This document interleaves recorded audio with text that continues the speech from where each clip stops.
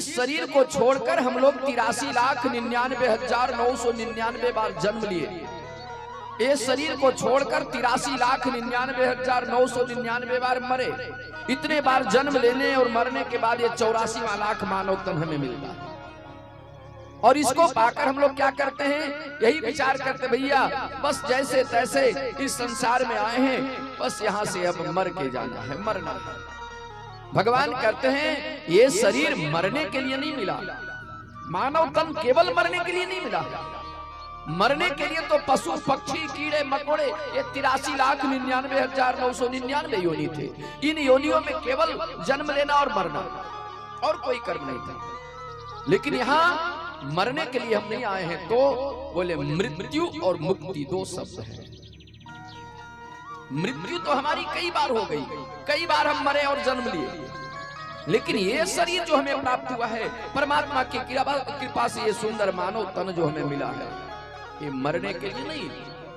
बोले मरने मुक्तिदान च, मृत्यु के साथ साथ मुक्ति भी हमारी हो जाए। तो मुक्ति कैसे होगी? तो मुक्ति का साधन बताया, एकादशी व्रतम गीता।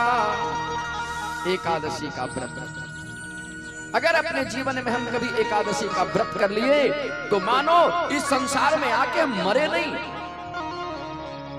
मृत्यु के साथ साथ हमारी मुक्ति भी हो गई। मरना और मुक्ति को पाना, इसलिए एकादशी व्रत सबसे उत्तम व्रत है।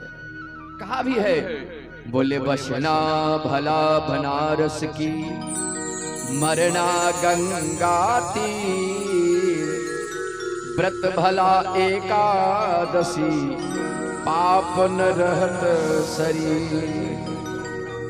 एकादशी व्रत करने से हमारे जीवन के पाप ताप संताप सभी नष्ट हो जाते हैं। यह है एकादशी की महिमा, यह है महत्व। और एकादशी व्रत को अगर अपने जीवन में हम कर लिए तो समझिए हमारे जीवन के पाप ताप संताप सभी नष्ट हो जाते हैं।